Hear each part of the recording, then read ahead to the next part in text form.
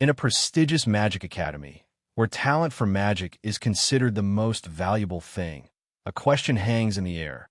How can the incompetent, those without magic skills, possibly survive? The answer to that question lies waiting in a vast, dark hall, a place far removed from the bright classrooms of the academy. The answer is in the dungeon, by defeating monsters. This is the path the young man with glasses has chosen to prove his worth. With a determined look in his eyes, he grips his sword, steeling his resolve. He believes that he, too, can make his way in this world. He grits his teeth, his purple eyes burning with intensity. To him, it doesn't matter if he can't use magic. He will fight and survive with his own strength. The scene transitions to Rig Garden Magic Academy. A young student is diligently writing his name, Will Holt. A professor calls him to the front, telling him to step forward. The professor, a man with long black hair named Edward Serfens, calls out Will's name again, his tone impatient. Will looks up, startled, as a black cat-like creature watches from a desk.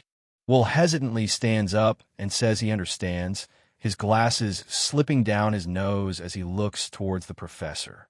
Now at the front of the class, Will looks down at a rock-like object on the desk, wondering what's going on as the professor watches him. Professor Edward smirks, explaining that it's the same old test. Use the catalyst to make fire. Will places his hands over the stone, a crazed and desperate look on his face as he tries to force the magic to appear.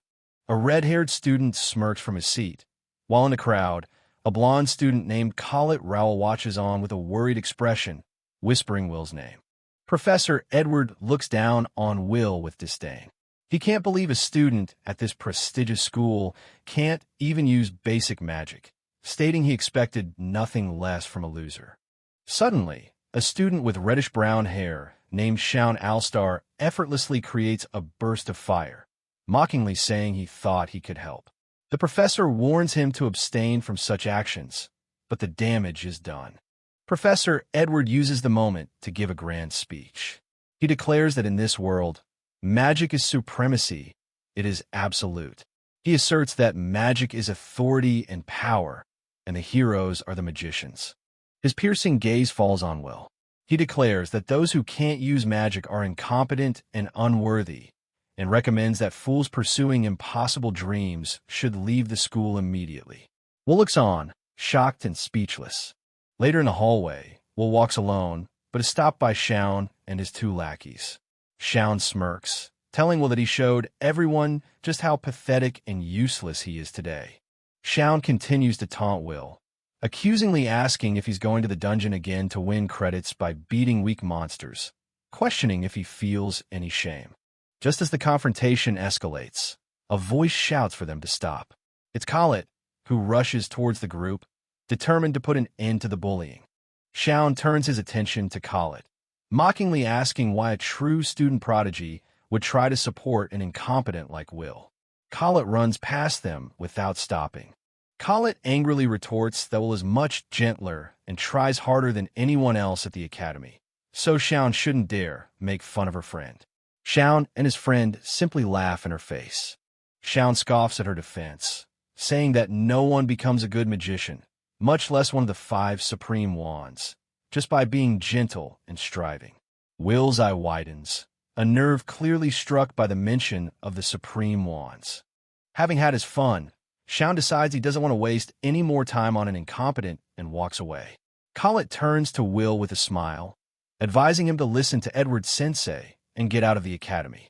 But her tone quickly changes as she tells him not to listen to those guys and that she can't believe what the professor said either.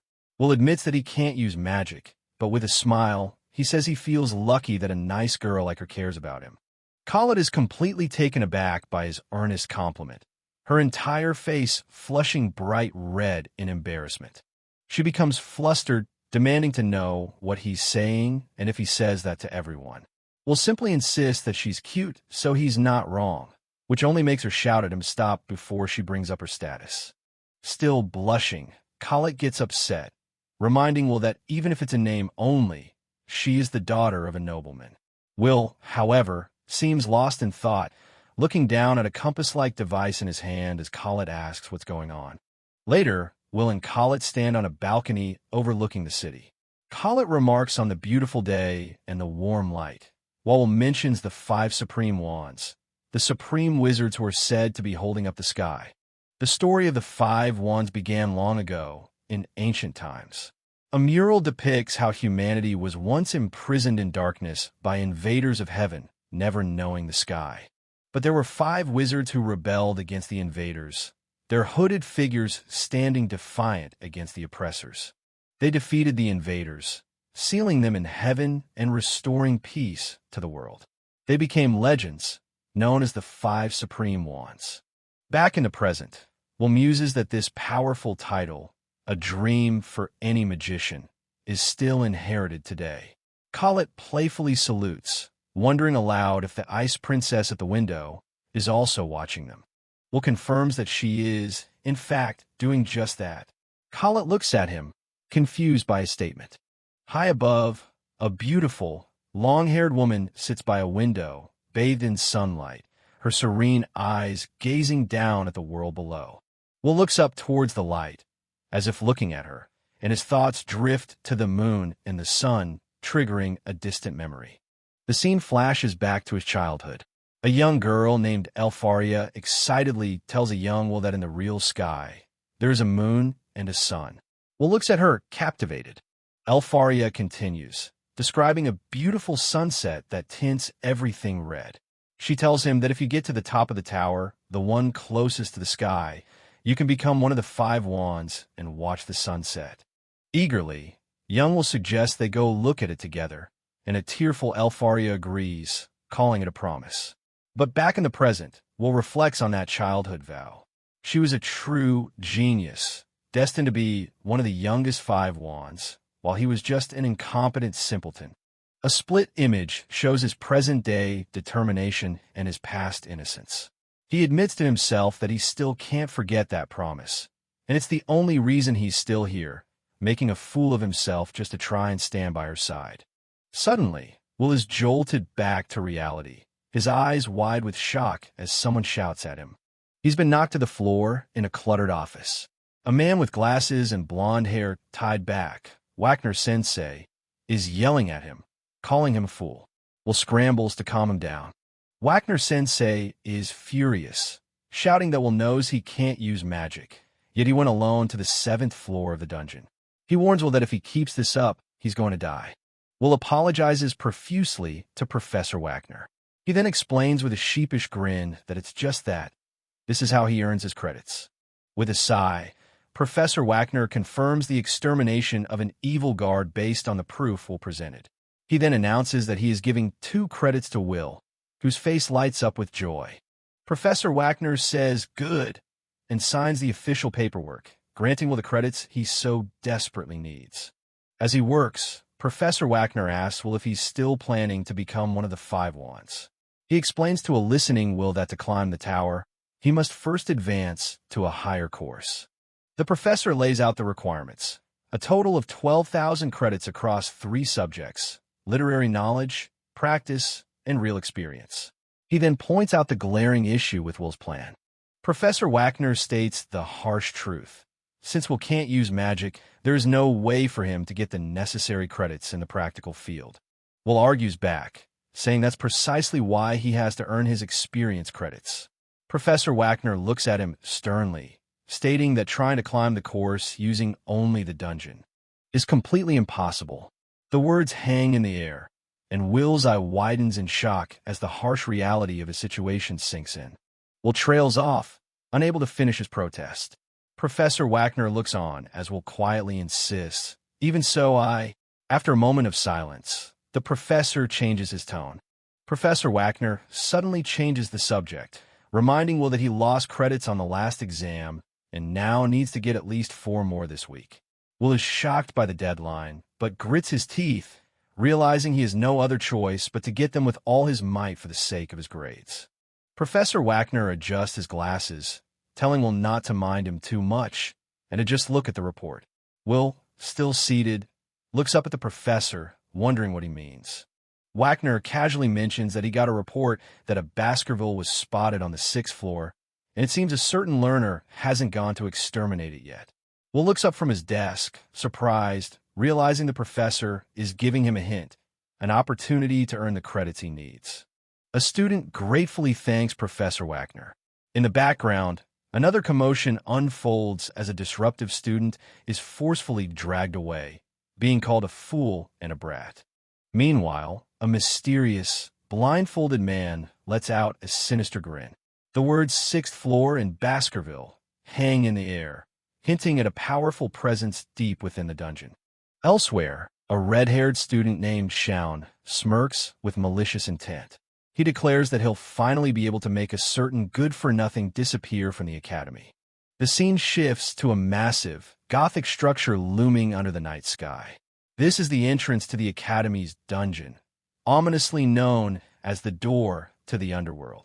Inside the dungeon, a young, black-haired student, Ser Holt, stands with his small, cat-like creature. He feels confident, aiming to complete the 4th floor tonight, noting that he's fought a Baskerville before. Will turns to his companion. "Let's go, Kiki. I'm counting on your great sense of smell." He reassures himself that as long as he's careful of the enemy's fire, everything will be fine. The scene cuts back to Shaun and his two friends.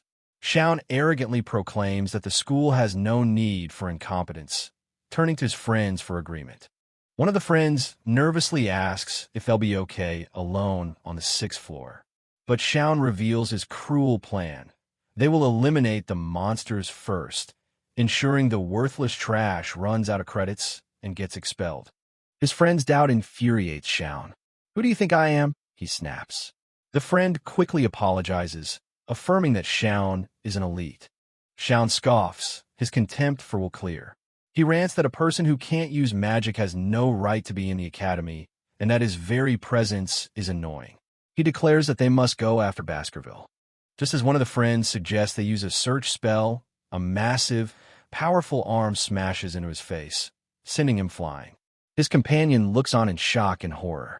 A terrifying, horned beast emerges from the darkness. Shaun and his remaining friend can only stare in fear, letting out cries of terror. Back on a lower level, Will's head whips around as the sound of distant screams reaches him. He immediately realizes someone has reached this floor and is being attacked. Will's eyes widen in alarm as he and Kiki hurry along the stone corridor. The sounds of battle are close. Will arrives to a shocking sight. Shaun is facing the monstrous beast. Will is stunned, recognizing the creature as a sentinel, a powerful enemy that isn't supposed to be on the upper floors. Shaun, trembling with fear, points his wand at the creature. "Don't come closer," he yells, unleashing a spell, but the magic fizzles out harmlessly against the monster's tough hide. Watching from a distance, Will grimaces. He knows Shaun is no match for that thing. The magic doesn't do much damage. The level difference is just too big. As the sentinel looms over Shaun, ready to strike, Will's expression hardens with resolve. He thinks to himself, "I've got to help him." But his determination falters. He clenches his fist on the hilt of his sword, a single word echoing in his mind. But Will looks down, his face shadowed by conflict. A painful question arises. Is it really worth trying to save him? A memory flashes through his mind. Shaun and his cronies surrounding Will. He remembers how Shaun has always teased him, finding amusement in his misery. A dark thought crosses Will's mind as his eyes widen in turmoil. I should run away and leave them here. Just then, another memory cuts through the darkness. He sees a kind, blonde-haired girl from behind, standing in a brightly lit hall of pillars. It's his friend Sienna, and she calls his name. "Will, I know it." The memory of Sienna's warm smile fills his vision. She holds out a pair of goggles, her voice echoing with unwavering belief. "I know that you're gentler than anyone, and I know you have more courage than anyone." Her words cut through his dark thoughts. Back in the present, Will touches the goggles at his neck, his eyes filled with a new, somber resolve. "That's not true, Sienna." He thinks, "I just want to be by your side." As the monster lunges at Shaun, Will's internal conflict comes to a head. He accepts that his hesitation makes him scum, but he still wanted to be worthy, to become one of the 5 supreme ones. And with that, he resolves to act. Slamming his goggles on, Will's demeanor completely changes. With a powerful roar, he declares, "At this moment, I want to be as strong as a sword," and unleashes a massive shockwave of force, intercepting the Sentinel's attack. The scene flashes back to before the incident. A stern, long-haired professor bursts into Professor Wagner's office. "Wagner," he shouts. Wagner, surprised, looks up and asks what's wrong. The professor, Edward Surfins, reveals the alarming news. Shaun and company went to the dungeon without authorization. Edward dismisses the issue with arrogance, telling Wagner to have this stupid son of a nobleman's relatives look for them. Wagner is clearly irritated by his colleague's callousness. Wagner presses on, grabbing a birdcage in his frustration and demanding to know which floor they went to. When Edward nonchalantly replies, "the 6th, Wagner is visibly shocked.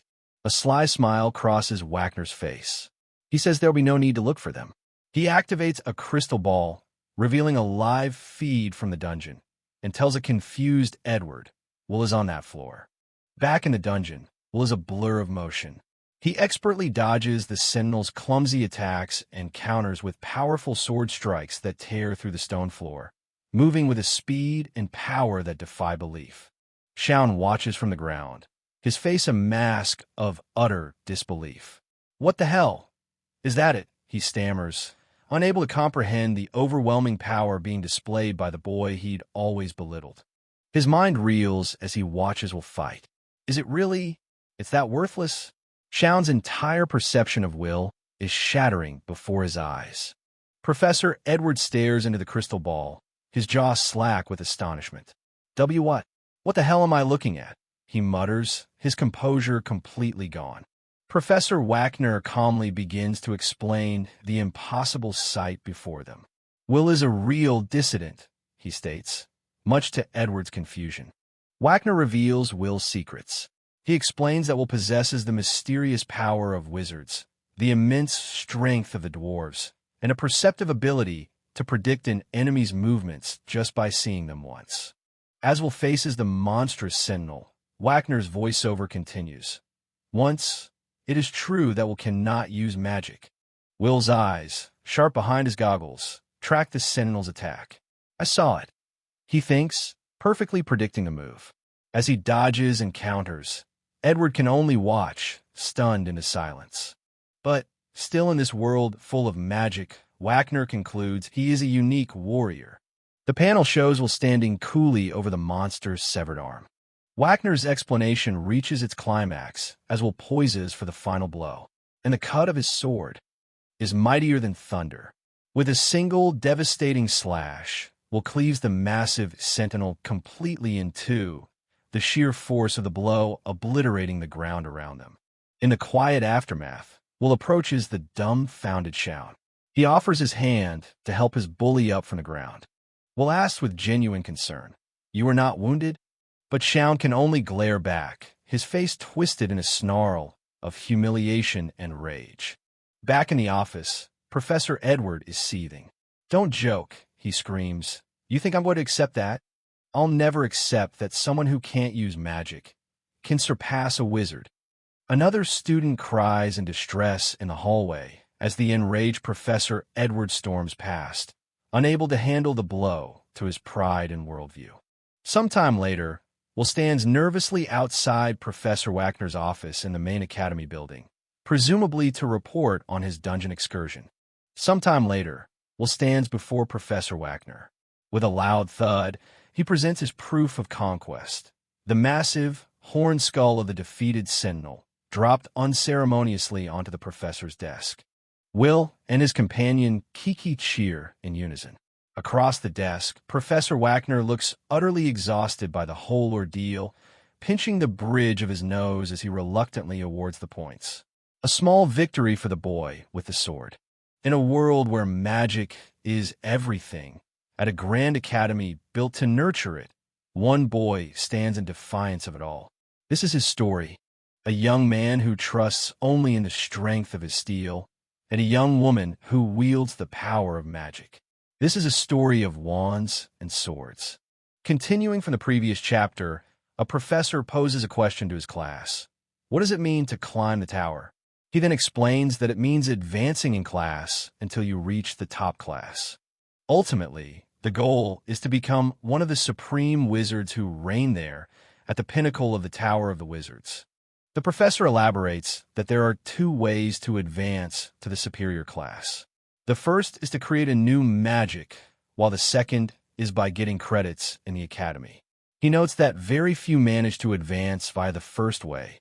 So many students choose the second. The scene shifts to a meeting of high-ranking officials. One of them argues that even though a certain power is rare, it is unique and irreplaceable. Another counters that they can't afford to take chances, as they don't even know if the person possessing this power will be able to graduate. Back in the classroom, Will Selfort looks down, dejected, as a cat-like creature on his shoulder seems equally concerned. Professor Wagner points at him angrily, declaring that students like him will have to make up credits until they can't anymore. An image shows two sides of Will Selfort. On the left, a darker, more determined version of him with a sword, and on the right, his scholarly appearance holding a book. The text reiterates the idea that his power, though rare, is unique and irreplaceable. Walking through the Grand Academy hallway, Iris comments to Will that Wagner-sensei's recovery class was as hard as usual, mentioning that the teacher forced them to take mock exams over and over. Will, smiling, admits that while he's useless at the practical part, it doesn't mean he can't strive to succeed. As they walk away, Iris agrees with Will, adding that teachers like Edward Sensei would never give them the opportunity to make up for their shortcomings. Will adds that, remedial classes aside, Wagner Sensei is a good teacher because normally no one else would bother to help them so much. Their conversation is interrupted by a commotion down the hall. A group of students is gathered, and one shouts excitedly, "I told you it's true. Shine defeated an evil sentinel." A student animatedly tells his friend that they were defeated instantly, but when they woke up, they saw Shine giving the final blow to the monster. His friend reacts with shock and disbelief, questioning if Cheyenne really defeated a 10-point monster by himself. Cheyenne, the red-haired student, looks flustered and denies the claim, saying he wasn't the one who really did it. In his memory, a silhouetted figure is seen fighting the monster. In the foreground, the crowd of students, including Will and Iris, looks on. Will approaches Cheyenne and asks with concern, "Are you all right?" Cheyenne turns to him with a furious expression, his face contorted in anger. Enraged, Cheyenne shoves Will backward, yelling, "Stop making fun of me. Who do you think you are, you useless bastard?" Will is caught off guard by the sudden aggression. Will looks on in stunned silence as Cheyenne storms off, shouting, "Ha!" in contempt. Iris and the small creature on Will's shoulder watch the bully leave. The scene changes to a grand office where Professor Edward Serfins is demanding that Will Selfort be expelled. However, the head of the academy, Principal Corderon, is introduced. She calmly sips her tea, questioning Edward's reasoning, noting that Will has already advanced to the highest class of the 6th year. Edward slams his fist on the table, passionately arguing that they don't need someone who overcomes magic without even being able to use it. He declares, "This academy needs wizards, not warriors." Principal Corderon calmly counters Edward's argument. She points out that aside from his inability to use magic, Will is one of the best students, with good credits in written subjects and a very interesting point of view on magic reports. She also reminds Edward that among the 5 supreme wands, there are also magical engineers and even healers. With a knowing smile, Principal Corderon adds another crucial point. One of the duties of the academy is to find and prepare a sage for when that day comes. Edward concedes that could be a problem, but retorts that someone in a supreme wand is not a sage. The principal then calmly offers him a cup of tea and addresses him as Edward. Principal Corderon proposes a solution: give Will a test. She tells Edward that since he discovered the truth about Will, he is best suited to do so. She adds that if Will fails the test, Edward can do whatever he wants with him. Edward looks surprised by her proposal. Edward agrees, stating it's no problem. As he walks away, the principal says she will leave the content of the test to him.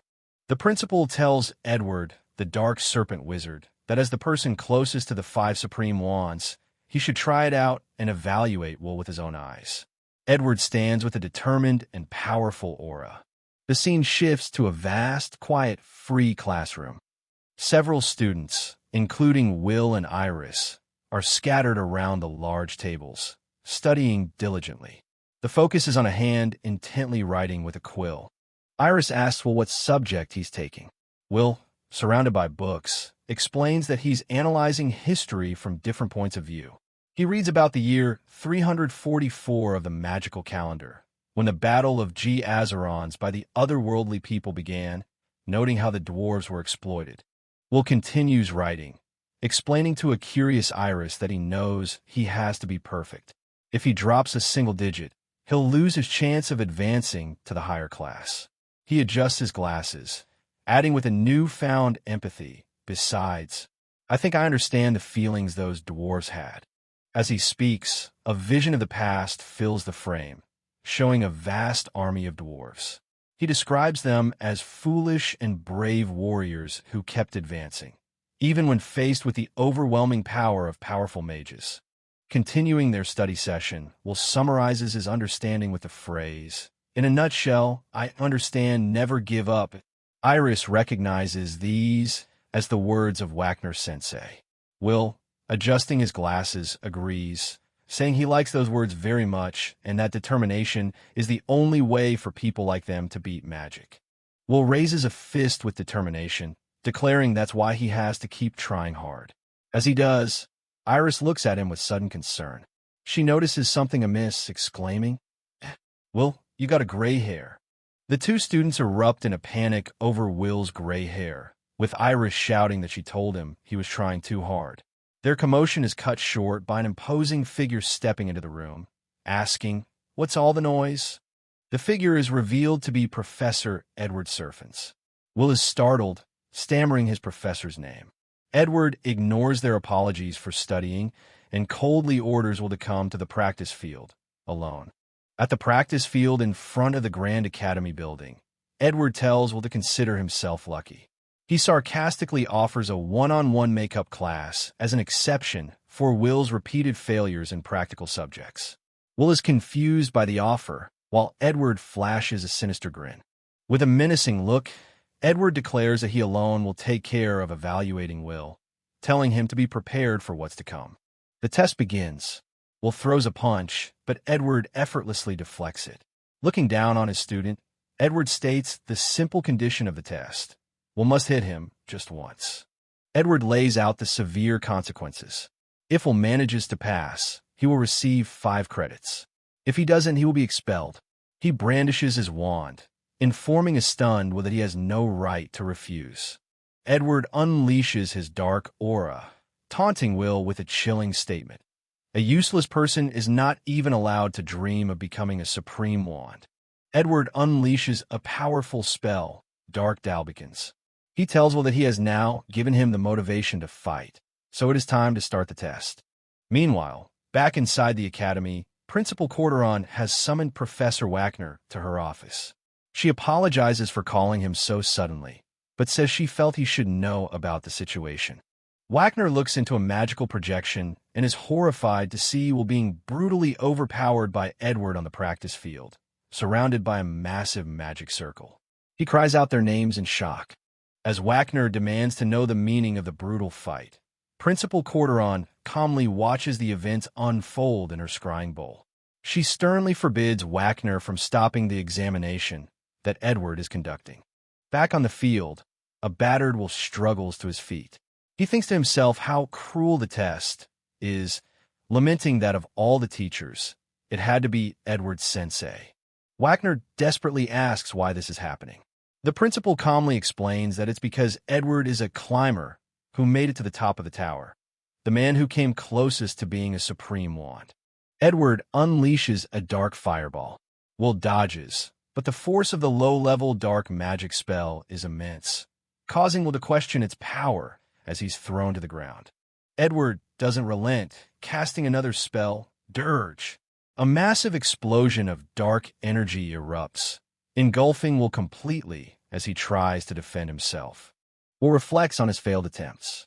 He realizes that his kick didn't even leave a scratch on Edward, concluding that the professor's defense is impenetrable. Will is caught and overwhelmed by tendrils of dark magic, showing the immense and terrifying power Edward wields. Brought to his knees with his glasses knocked away, Will is in despair. He can't find a weak spot, can't even touch him. The spells are cast without a verse, too fast and too strong. Edward looms over him, coolly stating, "It was only 2 spells, self-fort." Edward clarifies the 2 spells he used. The first was fire magic to burn Will. The second was a barrier he used to repel the nasty attack Will had attempted earlier. Edward begins to cast another spell, quoting from the doctrine, Magical Doctrine, paragraph 27, "You who seek 1,000 magics, concentrate on one, for in that way it will become 1,000 arrows." As Edward prepares his attack, dozens of complex magical circles fill the sky above Will, indicating a massive and unavoidable assault is imminent. Will looks up in terror, recognizing the unique magic being formed. A series of overlapping snakes creating a simultaneous shot of several dark fireballs. Edward looks on coldly and says, "Disappear, worthless." The immense barrage of dark magical energy, shaped like serpents, hurtles down from the sky, aimed directly at the lone figure of Will. A massive explosion erupts on the practice field as Edward's spell hits its mark. The force of the blast sends Will flying backward through the air. He lands in a crumpled heap on the ground amidst the smoke and debris, utterly defeated as Edward stands over him, victorious. The scene continues from the previous chapter, with Will Holt utterly defeated. On his knees, he grits his teeth in despair. The thought, "I can't win," echoing in his mind as he faces the overwhelming power of Professor Edward Serfins. Lying on the floor, Will laments that this is the strength of a first-class magician. He desperately thinks that if only he had his sword, the situation might be different. In the distance, his familiar, Kiki, watches as Edward stands over him. Meanwhile, in a corridor of the academy, Iris stands alone, a worried expression on her face. She looks down the long, empty hall, wondering if it will be all right. Iris's imagination runs wild with worry. She pictures Will being tortured and whipped by the strict Professor Edward, her face flushing with concern. Suddenly, her thoughts are broken by the appearance of Will's familiar, Kiki, who pops up right in front of her. Iris is startled by Kiki's sudden appearance, but her surprise quickly turns to alarm as she notices the creature is injured. Seeing the state Kiki is in, her eyes widen in fear as she immediately realizes something must have happened to Will. Without a moment's hesitation, Iris grabs Will's sword case and sprints down the hallway, determined to help him. Back at the training ground, Professor Edward Serfins lectures the fallen Will. He mockingly recounts the tale of the Battle of Gaza Ruins, where an army of 10,000 dwarves raised a revolt, asking how many wizards it took to stop them.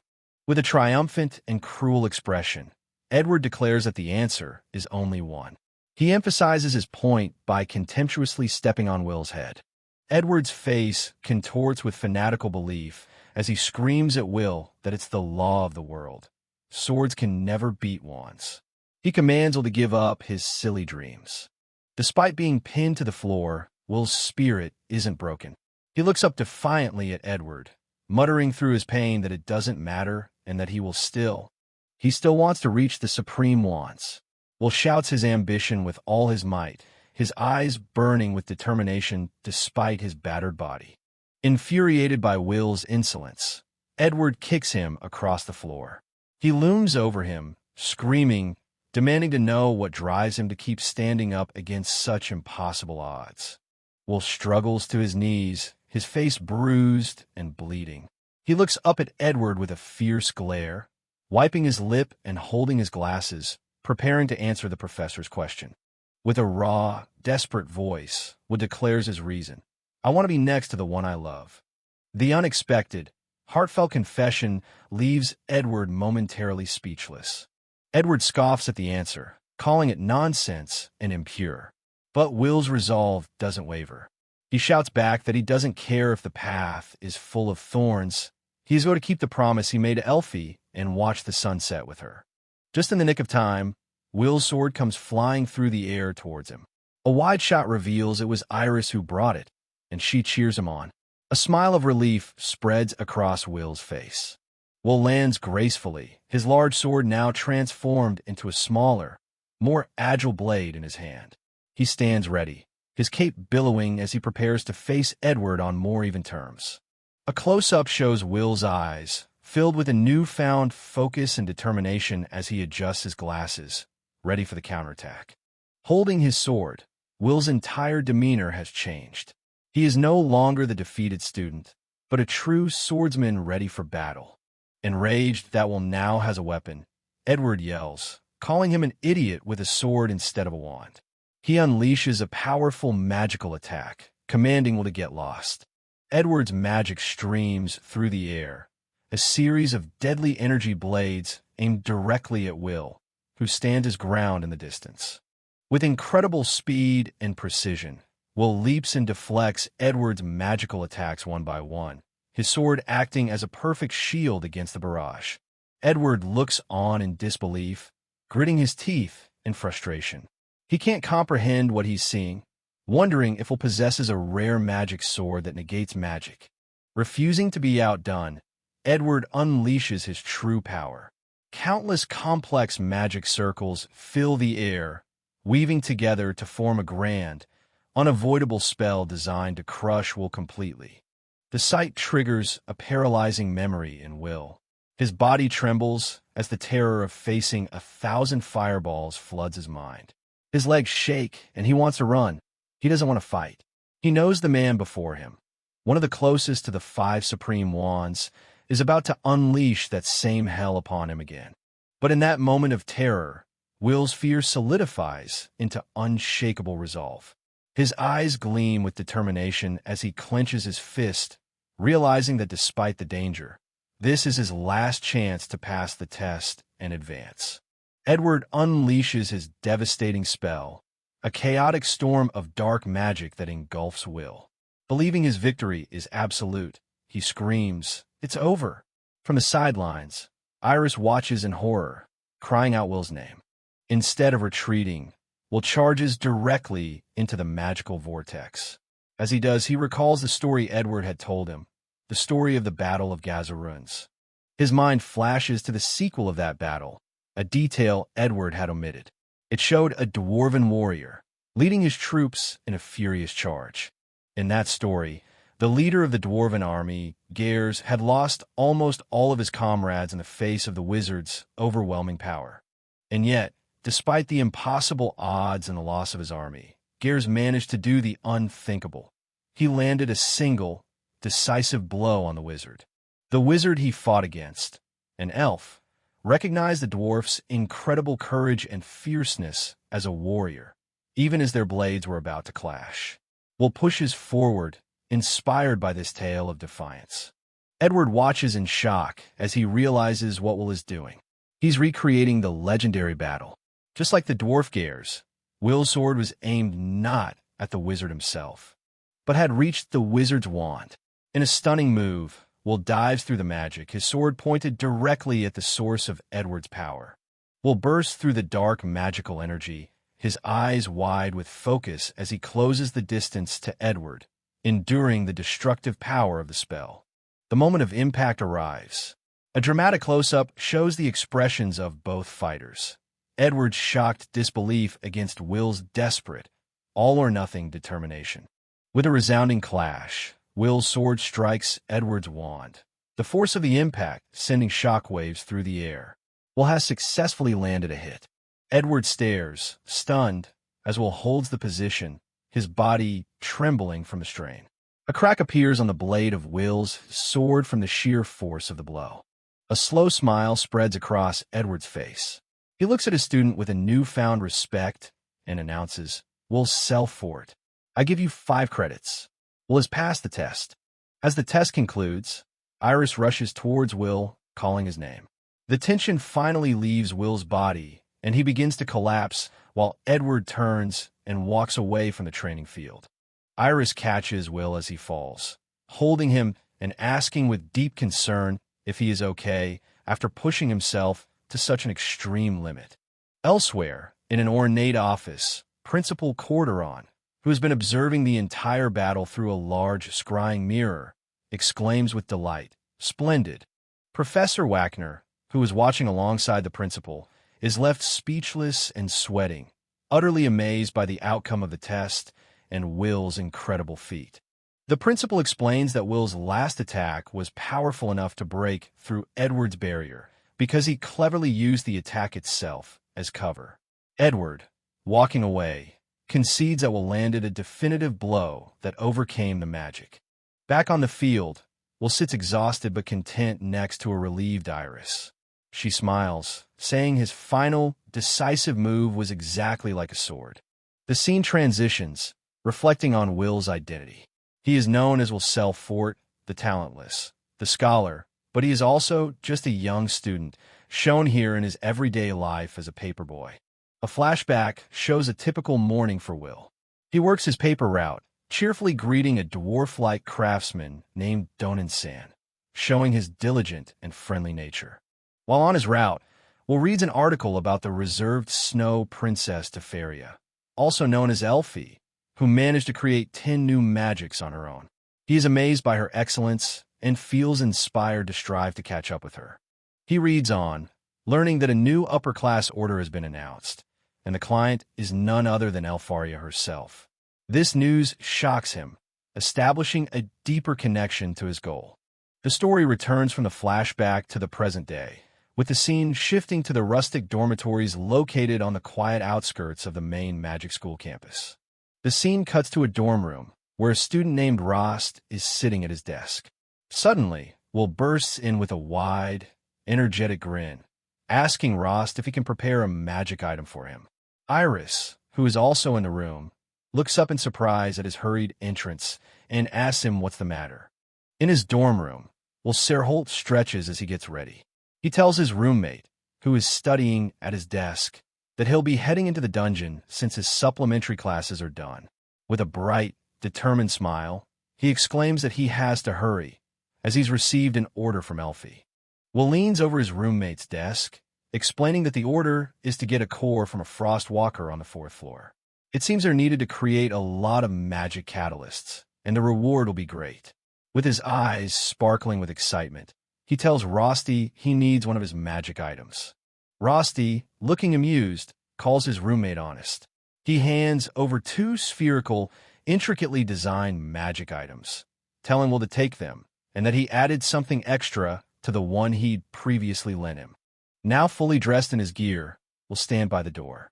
He gives a grateful nod to his friend, saying, "Ah, Will."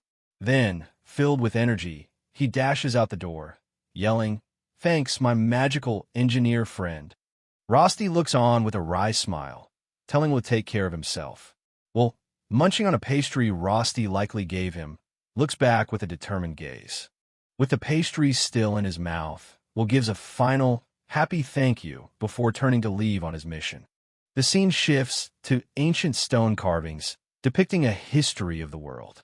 The text tells of a great ancestor, the witch Mercedes, who once said, "Everything you see is born from the dungeon." A robed figure instructs a group of students, calling them his dear children and followers of magic. He urges them to discover the secrets of the dungeon with wisdom and intelligence, as well as seen dashing past a defeated monster in the background. The lesson continues, stating that they must complement the dungeon and turn the unknown into knowledge, because after all, everything in the world is connected. 2 students are shown interacting with the crystalline structures of the dungeon. Will finally arrives at his destination, the 4th level, a cavern made entirely of ice and frost.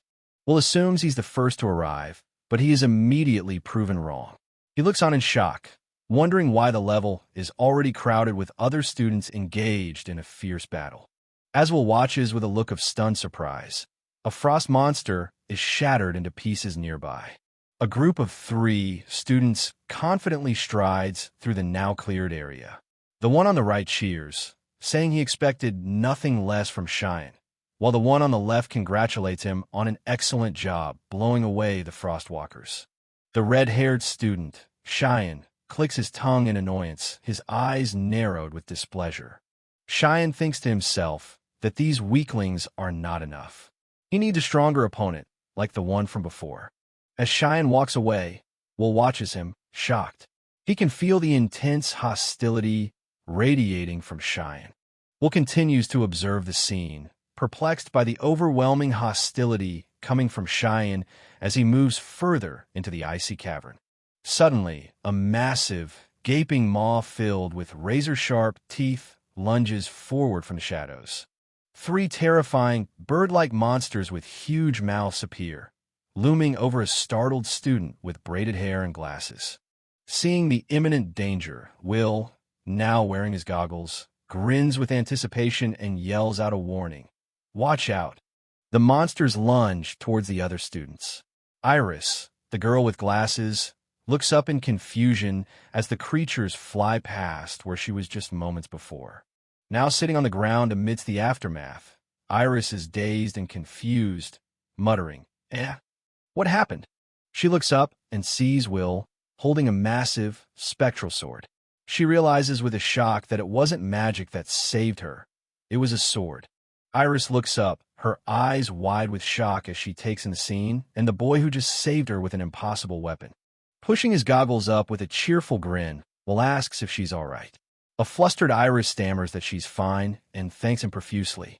He introduces himself as Will, leaving her momentarily speechless as she processes the rescue. The girl blushes slightly, closing her eyes with a happy and grateful smile as she introduces herself. "My name is Iris." Iris recognizes him, calling him Senpai. She thinks to herself, identifying him as the famous scholar, the talentless one, the first person in the school who can't use magic. Will questions why she called him Senpai, and Iris cheerfully explains that she's still only 14 years old. Will is surprised, realizing that if he's 2 years her senior, she must be a fourth-year student. Will looks at Iris seriously and asks what she thinks of him. Standing together in the vast ice cavern, he wonders aloud if, like others, she looks down on him for being a no talent. Both of their faces are shown in close-up, their eyes wide. Iris looks genuinely shocked by his question, asking, "Why should I insult the person who saved me like that?" Iris gives a bright, reassuring smile, telling him it doesn't matter if he can use magic. In fact, she appreciates people who can use their heads more. Will is taken aback by her sincerity. Iris then remembers her own goal, asking if he also came for the order. She strikes a determined pose, declaring that she wants to be of use to the 5 supreme wands. Will clarifies that she isn't exaggerating. With a determined and heartfelt expression, Iris explains that she wants to be one of the people who hold up their true heaven, as the scene shows people on the streets below looking up at the sky. She explains that what covers their world from above is not a real sky, but a false one, a great barrier created with the powerful magic of the 5 supreme wands. A depiction of an ancient legend shows that when the barrier disappears, the disaster will begin, and the world will once again be covered with darkness. The scene shows a massive beam of light rising from the academy, illustrating that the students fulfill the orders of the 5 wands not only out of respect for them, but also, as Will reflects, because they believe that in doing so, they help to sustain that heaven. Iris excitedly gets Will's attention, telling him he won't believe it, but she once met Elfaria-sama. Will is shocked, exclaiming, "Eli, you did!" With her hands clasped in admiration, Iris swoons over the memory of the beautiful Elfaria-sama, claiming she would even give her life if asked. She then explains to a nonplussed Will that it was this memory that gave her the courage to come to the dungeon alone. But she couldn't find a single frost walker anywhere. Will crouches down to examine the ground, concluding they were too late and the monsters were already defeated, as his own search magic couldn't detect anything. Iris watches him curiously, asking what he's doing. He explains that frost walkers normally leave a trail of ice about 0.5 millimeters to 1 millimeter when they move.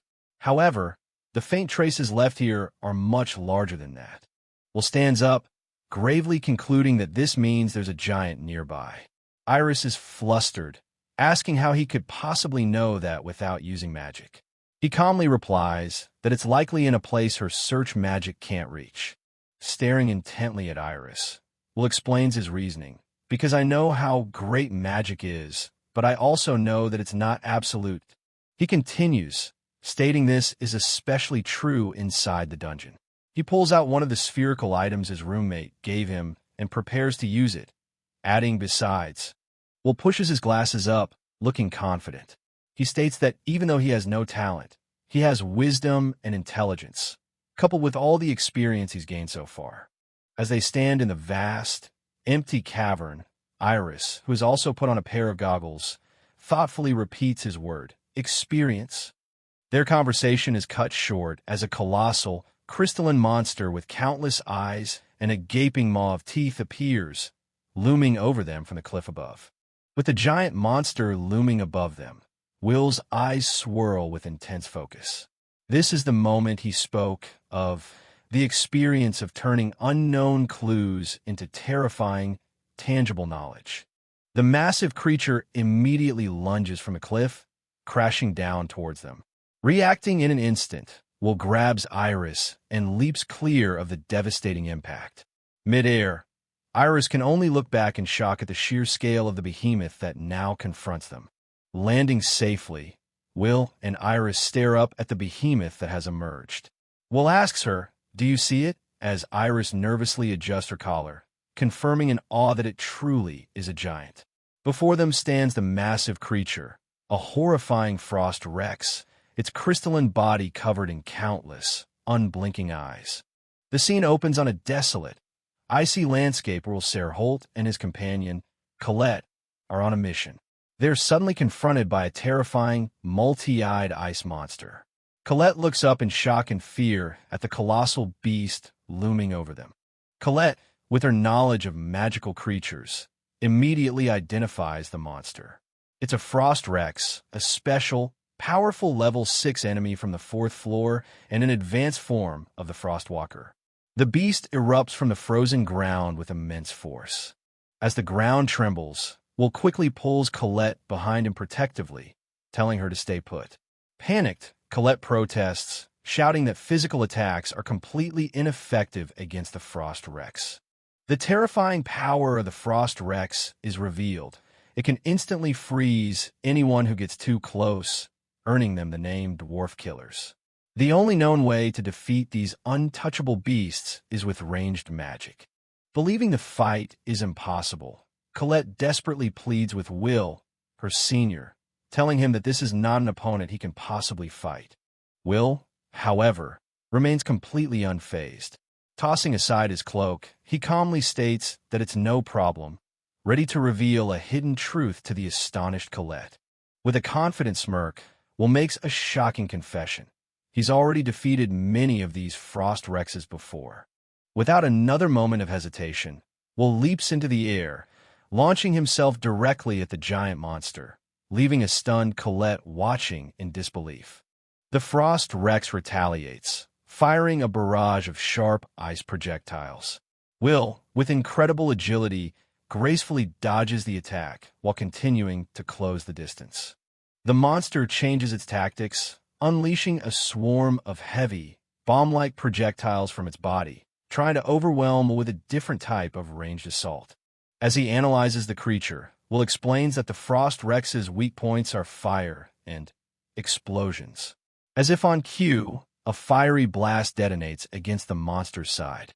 Will reveals his own weapon, a thin, almost invisible wire that he masterfully controls, extending it towards the beast.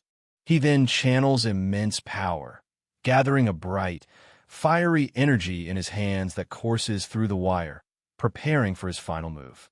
Will unleashes his ultimate attack, True's Naveled, creating a cataclysmic explosion of fire and energy that completely engulfs the Frost Rex. In the aftermath, the once mighty Frost Rex is utterly obliterated. Will looks at his hand, seemingly surprised himself by the sheer power of his strange weapon. A satisfied smile appears on Will's face. He thinks to himself that this power is to be expected from a magical artifact from Lost, and he makes a mental note to thank the person who gave it to him. Colette is left utterly speechless, her eyes wide with shock and awe at the incredible feat she has just witnessed. As she watches Will walk away from the site of the battle, Colette's perception of him is shattered. She muses that this is the infamous talentless one, but the reality she just saw is vastly different from the rumors she'd heard. Elsewhere, a mysterious observer, Liana Alvenzis, ponders the situation. Having witnessed Will's true power, she now has to figure out how to report this unexpected development. Will returns to Colette, holding a large, shining crystal, the spoils from the Frost Rex. With a cheerful grin, he declares it's enough for both of them and that they can go back. Colette happily agrees. The scene transitions to a magnificent, towering structure known as the Wizard Tower. Colette is seen walking alone down a vast, imposing corridor within the Wizard Tower, the sound of her footsteps echoing in the empty hall. Liana Alvenzis mentally composes her report on Will. She notes that while he can't use magic, he possesses incredible originality, wit, and a sharp nose for battle honed by experience. Liana concludes her assessment. These traits don't make him a magician, but on the contrary, they make him a truly talented warrior. With this crucial insight, she approaches the chamber of the highest authority, apologizing for the interruption as she enters to request an audience. She now stands before the council she is part of, the Five Supreme Wands. She has come to deliver her startling report on the talentless student, Will Holt, to the most powerful mages in the land. Liana asks if her arrival is ill-timed. The central member of the Five Supreme Wands, a man with light hair and a constant smirk, dismisses her concern, calling it just another one of their boring maintenance meetings. He continues with a sinister laugh, ominously stating that the world is fragile. If the barrier protecting them were to be broken, their entire world would simply fall apart. Another member, the hot-headed Instia Barum, chimes in aggressively. He complains about the damn sky invaders watching them from beyond the sky, frustrated that they currently lack the power and the people to fight back. The elegant, elf-like member, Elfaria, adds with a serious expression that they desperately need to gather talented people for the coming of the promised day. The gravity of their situation hangs in the air. A voice echoes in the Grand Hall, stating that this is precisely why they cannot allow a certain prophecy to come true. Instia turns his attention to Liana, whom he calls Watcher. He eagerly asks if she brings good news and has found someone useful. Liana kneels, ready to deliver her report, confirming she has found someone who might be of interest. Liana begins her report, introducing her candidate, a young man named Will Selford, who is known for having no talent and being completely unable to use magic. Then, Liana makes her shocking recommendation that rocks the council. She proposes that this magic-less boy, Will, be the next member of the tower, as the faces of the four other wands look on. The council erupts with a mixture of reactions. Instia finds the idea interesting, while another member calls it unheard of, and a third flatly rejects it with no way. Liana calls them stubborn for their short-sightedness. But the elitist Elfaria retorts that she has no desire to endure the unpleasantness of having more inferior beings around her. The argument reveals deep-seated prejudices within council.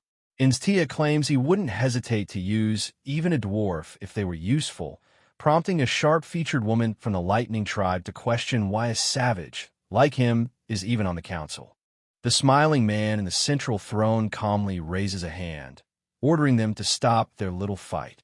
He proposes a solution. Since the magic tournament will be starting very soon, they can simply wait and make their decision about Will after seeing the results. Instia agrees, stating that if Will is truly useful, he will rise through the ranks on his own. If not, it's no big deal. Seeing the meeting is over, Elfaria scoffs and begins to take her leave. As Elfaria departs, one of the other members quietly calls out to Liana, admitting that the boy she reported on does indeed sound very interesting. In private, someone addresses the elf-like woman with reverence, calling her Elfaria-sama. She has a soft, thoughtful expression on her face. The crystal that will obtain from the Frost Rex now floats gently in Elfaria's hand, glowing with a soft light. Looking at the crystal with a gentle, determined smile, Elfaria speaks Will's name aloud, revealing a hidden connection as she vows to keep waiting for him. The scene shifts to the academy, where the high stakes of student life are explained. A total of 12,000 points is the score needed to advance to a higher class, and it is also the ultimate requirement to even aspire to join the 5 Supreme Wands. We see a glimpse of the student's performance in what appears to be a past test or a practice session. While students like Shaun Alstar and Colette Rowell rack up high scores, Will struggles against a magic-powered golem. This is Will's reality at the academy. Despite his theoretical knowledge, in practice, he is helpless, shown sitting dejectedly on the ground after being effortlessly knocked aside by a simple training golem. His failure does not go unnoticed. 2 other students laugh at his expense, mocking him for not only being unable to use magic, but also for failing to even scratch the golems. They deride him as an honor student in theory, but a complete failure in practice. The humiliation is clear on Will's face. A scoreboard confirms his low standing, showing his name, Will Selford, with a meager 5,405 points, far below what's needed to be recognized. Meanwhile, other students demonstrate incredible magical talent. 2 powerful female students face each other, crackling with raw magical energy, ready to unleash their power. They display the kind of overwhelming magical power that is common in the academy, unleashing devastating attacks that easily dispatch the training golems. This starkly contrasts with Will's own struggles, highlighting the massive gap in perceived ability. The 2 powerful female students stand calmly amidst the whirlwind of destruction they've created, having effortlessly defeated their targets. Their composure highlights the immense gap in power between them and the average student. Their results are announced. The elf-like student, Ignal Rindle, passes with 10,075 points. Her companion, Liana Owenzaz, also passes with an impressive 10,100 points, cementing their status as top-tier students. Then, another prodigy takes the stage. In a breathtaking display of power, he freezes the entire hall in an instant, stopping an army of golems in their tracks before gracefully forming a rose out of pure ice, showcasing his absolute mastery. This is Julius Rainbarg, another top student at the academy. He passes with a score of 10,048, a smug, satisfied look on his face that speaks of his arrogance and power. Will and the other students can only watch in awe. They remark on the incredible power of the top class, specifically mentioning Julius, the elf Ignal Sama, and the one they call Miss Perfect Liana. Will looks on, clearly intimidated by their level. Will is painfully aware of his own ranking. His 5,405 points are not even enough to advance, and this is his last year. As he's lost in thought, the arrogant Julius confronts him directly, disdainfully telling him to get out of his way and never show his face in front of him again. As Julius and his group walk away, they mock Will within earshot, praising Julius as the best student in the academy who will surely be recruited after the tournament. Will watches them leave, a fire of determination beginning to burn in his eyes, setting the stage for their future rivalry. The scene opens in the grand dining hall of the Riggarden Magic Academy. Students in their dark robes are scattered across long tables, but one student, a black-haired boy with glasses named Will Ser Holt, sits apart from the others. Suddenly, a bright-eyed, blonde girl named Sienna slams her hands on the table, passionately asking Will if he will ever get himself recruited in the magic tournament. Will is taken aback by her outburst, letting out a surprised "ee." Beside him, his small, black, cat-like companion also looks up, startled by the sudden question. As Will looks down, contemplating, Sienna tries to encourage him. She explains that he shouldn't be discouraged, as there have been cases where students with less than 7,200 points have been recruited during the magic tournament. The air in the academy is thick with anticipation for the upcoming Magic tournament. Everyone is anxious to make a big push and prove their worth. The Magic tournament is the most important festival at the academy, held every 2 years. It's a grand event in a massive coliseum where top-class wizards come to recruit promising students to work in the prestigious tower. Sienna continues her explanation to Will. The tournament is an elimination battle to choose which students can go to the tower. She excitedly lists 4 of the 5 powerful supreme wands who will be watching: Araleaf Kanan, Torzus Faj, Alvis Vina, and Instia Barum. Her eyes sparkle with excitement as she mentions that although Mysterious Noah, the wand of the Emperor of Light, won't be attending, the other 4 members will be there, making it a huge opportunity to get recruited and ascend the tower. Will smiles, agreeing that it's a chance to move up even without the points to graduate. Just then, a studious-looking girl with glasses and braided hair, Colette, walks by their table, adding that there's also a rumor that observers will be scouting for valuable students. Will dismisses the idea of observers as just a school rumor. He tells his twitching companion that it's unthinkable for someone untalented like him to participate, so he will simply help prepare for the event instead. Will thanks Colette for her encouragement, but refuses, stating that if he participated, it would no longer be a Magic tournament, but an athletic one. He then recalls a disaster during his second year, where the crowd booed him and yelled for him to get out. He grimaces at the memory, explaining that he placed 50th, the worst in the entire history of the tournament. From that moment on, people never stopped looking at him with disdain, a memory that has become a trauma for him. Colette blushes as a light-haired boy asks Will if he can walk her to the library after school. Before Will can answer, another student informs them that it's time for the next class. Will smiles apologetically at Colette, telling her he can't because he has to work at Gina San's store tonight. As he leaves, Colette and her small companion watch him go, a look of disappointment on her face. The scene shifts away from the academy to the edge of Wizard City, on a bustling area known as Slamland Street. This area used to be the city of dwarves, where men would gather to drink and be joyful after work. Inside a lively tavern, the owner, a woman named Gina, shouts an order. Now, wearing a black apron, Will works diligently as a waiter. He calls out to Gina that Gerard's bean stir-fry is ready and carries the heavy tray, encouraged by the dwarven patrons to work hard. He cheerfully serves a drink to one of the customers, a dwarf with a long white beard named Donan San, who thanks him kindly. Donan San remarks that Will has it tough, delivering newspapers in the morning, studying in the afternoon, and working here at night.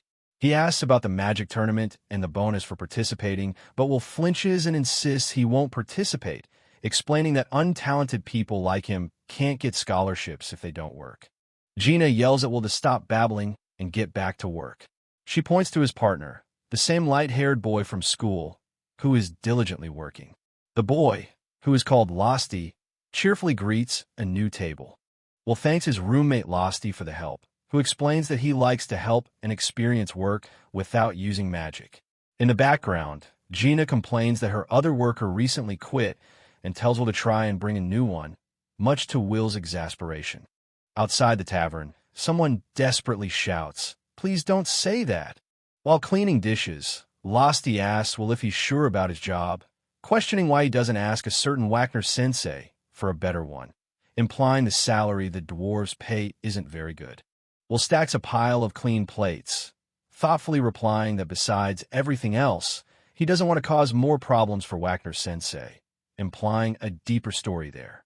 He then smiles warmly, explaining that he genuinely likes the dwarves and people like Donan San. He respects them for being skillful, cheerful, and kind-hearted, creating a warm, welcoming atmosphere that he cherishes. As Will finishes explaining that he respects the dwarves, Losty looks on with understanding. At that moment, the door opens and a group of elegantly dressed students step inside. The cheerful atmosphere of the tavern vanishes. The leader of the group, a nobleman with wavy blonde hair, named Julius Rainbarg, looks around in disgust, asking his companion what this filthy store is. The companion apologetically explains it was the only one still open. Will and Losty stop their work, sensing the tension. Losty recognizes the newcomers are from their school. The tavern owner Gina and the dwarf patron Donin-san glare at the intruders with undisguised hostility. Julius spots Will and sneers. If it isn't the useless one, are you working in this place? He then breaks into a cruel laugh, declaring that a useless guy like Will looks perfect alongside these barbarians. The dwarven patrons are furious at the insult. Donin-san roars, "What did you say?" as another dwarf tries to hold him back. Julius simply smirks, enjoying the chaos he's causing. Julius continues his racist tirade, calling the dwarves an inferior race that invaded their world. He leans menacingly towards a dwarf, demanding to know who gave him permission to even look at him while they live in his country. As Julius rudely kicks his feet up on a table and demands service, Will reflects on the dwarves' history. They were forced to flee to this world after their own was destroyed by sky invaders, and unlike elves, they have always been looked down upon. The narration explains the harsh reality of their world. It is ruled by the total domination of wizards, and the position of anyone who dares to challenge a wizard is always in danger. As Julius lounges arrogantly, the narration concludes that the widespread racism towards dwarves is merely the epitome of this world's deeply ingrained prejudice. Julius scoffs at the food brought to him, calling it beanstalk shit. He sneers, asking if barbarians have a rotten palate and complaining that he can't stand their sweaty smell.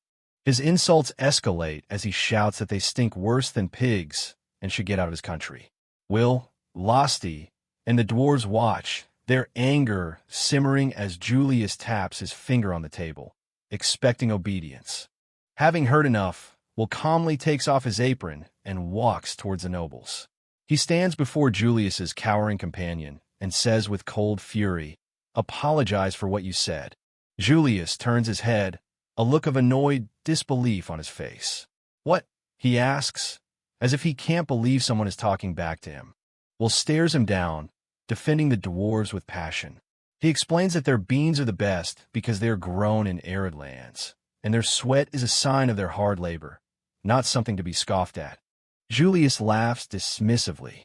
"They suck, period," he says.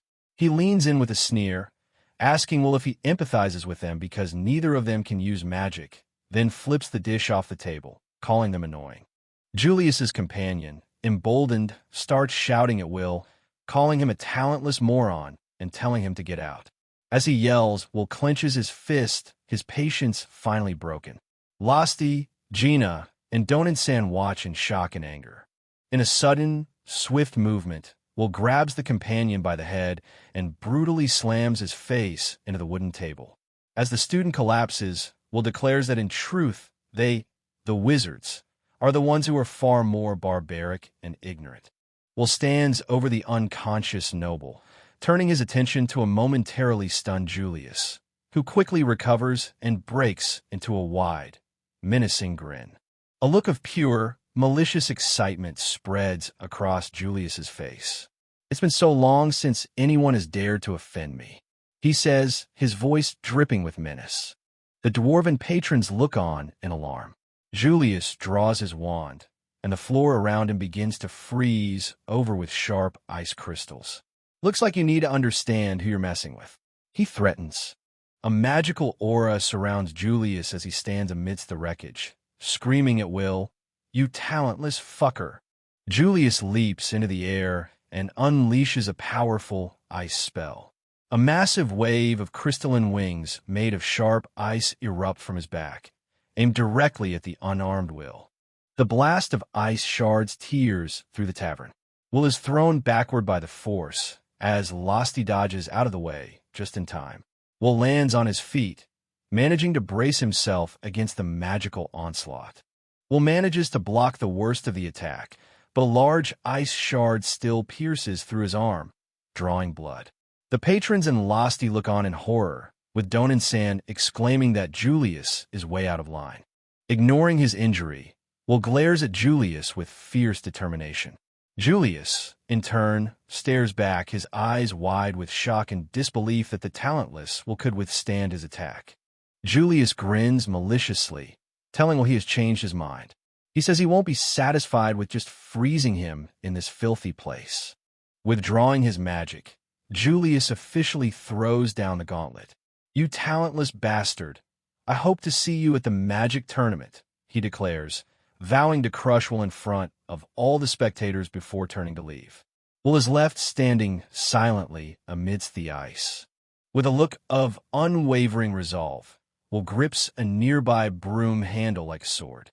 He pulls the shard of ice from his bleeding arm without flinching and states firmly, "I understand.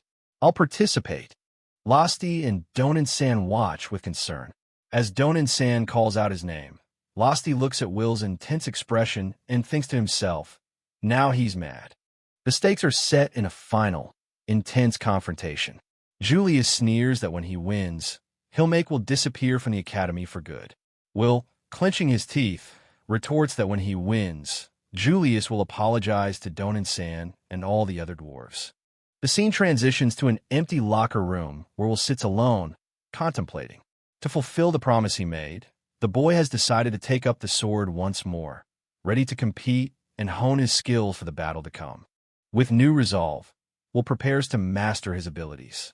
A montage of faces flashes by, his determined friends and his arrogant rivals, ending on the memory of a smiling woman telling him that at the end of it all, he may become the cornerstone that holds up the sky and repels evil. At the Kimberly Magic Academy, the Grand Festival of Magic begins with a grand announcement and fireworks, signaling the start of the much-anticipated event. The first event, the Sky Race, is underway. A formidable-looking girl with large wings and goggles takes the lead, riding a roaring dragon-like beast, while other participants fly far behind her. From the stands, a group of students watches the race. One comments that, as expected of Miss Perfect, Lady Liana is set to win. Another student looks on, impressed by her incredible speed. Meanwhile, Lodge Holland, a scout from the Flame faction, sternly instructs his subordinate to keep a close watch on all the events to identify promising talents. Observing from a private lounge, a woman in a witch's hat calmly sips her tea, with an attendant standing by her side. She smirks, noting that scouts have already infiltrated the crowd of spectators. She remarks that the tower is just as quick to act, suggesting a rivalry between factions. Her attendant adds that this festival is a major event, attracting mages not just from the tower, but from all over the world. The witch declares that the recruitment race for the academy's most promising students has already begun among the powerful factions. Across the festival grounds, various scouts from different organizations are shown observing the students with keen eyes, all searching for the next prodigy. The attendant excuses herself and begins to walk away, her formal shoes clicking on the floor. The witch, with a curious smile, asks if she is leaving already. Now, wearing glasses, the attendant confirms that she is, explaining that she has work to do for the Talent Discovery Agency. She pulls out a small, ornate sword pendant, holding it gently in her hand. With a determined smile, she clutches the pendant and adds that, moreover, there's a senpai she wants to cheer for, revealing a personal stake in the competition. Elsewhere, two students wish their friend Thean good luck in the Crown Attack event, mentioning that they won't be participating but will be rooting for him. Thean smirks confidently, replying that he couldn't possibly say no to a lady's request, implying he was asked to participate. The scene shifts to show Colette shyly asking Thean to join her team, explaining that he's the only one she can turn to. Watching from a distance, Julius sneers, arrogantly thinking that Colette has finally realized she should be with someone like him, not the failure she usually hangs out with. Julius's confident smirk instantly turns to shock and anger as he spots Colette talking to Will, the very failure he was just thinking about. Julius glares as Colette explains to Will that the only way for him to enter the Crown Attack was to form a team with enough credits, which required recruiting a high-ranking student. Will looks up at the approaching Julius and apologizes for dragging him into the situation, but Julius retorts in disbelief, furious at being involved. Julius steps forward menacingly, demanding to know why a failure like Will would even attempt to enter a high-level competition and ordering him to speak up. As Julius looms over him, Will's gaze shifts. He looks past his furious rival with a cold, determined expression, completely ignoring his tirade. Julius freezes, a look of disbelief on his face as he realizes Will isn't looking at him. Will's complete disregard for his presence leaves Julius utterly stunned. Humiliated and enraged, Julius seethes, questioning how Will could dare to ignore him so completely. As he clenches his fist, the unresolved tension hangs in the air, soon to be overshadowed by the festival's main event. The afternoon portion of the Grand Festival of Magic begins, with the energetic commentator, Mike Myers, announcing that he will be providing the play-by-play. Mike then introduces his co-commentator, the universally despised Professor Edward Serfins, mockingly referring to him as the malicious and sly Dark Serpent. Mike Myers panics, wondering who made the terrible decision to pair him with a fearsome professor. With a menacing glare, Professor Serfins tells Mike to bring a coffin to his next class, causing the commentator to beg for his life in terror. Trying to get back on track, Mike announces the day's main event, Crown Attack. On his cue, members of the Sacred Fairy faction cast a grand spell, causing the entire arena floor, the Magnature's Ringle, to rumble and transform. The grand spell creates a vast and varied battlefield, divided into multiple zones, a dense forest with menacing flora, grasslands, a rocky desert, a lake and marsh, and a volatile volcanic area. Mike explains that this is a team competition with 3-person cells. The teams, including Will's, will start at the outer edge of the field and must fight their way to the stadium at the very center of the arena. The ultimate goal is displayed for all to see, a magnificent trophy topped with a crown. The first team to obtain that crown will be declared the winner of the Crown Attack. Mike adds a sinister warning. The environment isn't the only threat.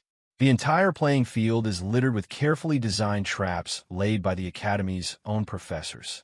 He explains that while taking the shortest route is an option, hindering other teams is also allowed, turning the event into a heated and barbaric battle royale. Professor Serfins interjects, noting that this battle-oriented event is a test of dungeon-clearing strategy, teamwork, and adaptability, which is why the scouts are paying such close attention. Mike enthusiastically agrees, highlighting the high-level battles between talented students. Leaning in conspiratorially, Mike shares some insider information for the unofficial student gambling circuit. He reveals that the 12th team, led by Ignor Linder, and Julius Rainberg's 9th team are the joint favorites to win. In stark contrast, he points out the 6th team, which has the absolute worst odds. This is Will's team, featuring the promising Thean weighed down by the incompetent Will. From the stands, Julius and his friends openly mock Will, yelling at him not to disgrace the Academy. Elsewhere, the witch's attendant from earlier watches with her cat-like familiar, whispering Will's name with concern. A professor with glasses, Wagner, announces that the event is about to begin as magical orbs hover in the air, ready to signal the start. Professor Wagner instructs the competing students to get ready, but he stops in shock as he spots Will, Colette, and Thean among the participants, calling out Will's name in disbelief. Wagner-sensei begins to scold Will, reminding him that he'd warned him to stay out of the festival. Will apologizes but looks forward with unwavering resolve, declaring that even if he's laughed at, this is the one competition he is determined to win. Will gives his teacher a respectful bow and turns to join his team. Defeated, the frustrated professor yells after him, telling him not to come crying when things go wrong. The time has finally come.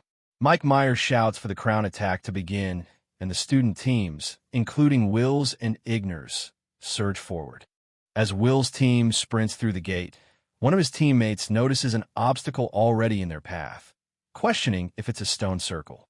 Ignor Linder, leader of the favored 12th team, smirks coolly and says, "No." In front of them, one of the stone blocks begins to glow as a magic circle activates. The stone blocks begin to clank and reshape themselves, rising into massive humanoid figures. The teams are immediately confronted by their first obstacle, the Golem Forest. The announcer excitedly questions, if any team can break through the giant wall of countless golems. But he is cut short, exclaiming in surprise as Will of the sixth team suddenly dashes far ahead of everyone else. Julius and his cronies burst into laughter, mocking Will's charge as a one-man suicide attack and sneering that the incompetent has no chance of defeating the golems. One of Julius's friends scoffs, recalling how Will couldn't even scratch the golems in a past training session.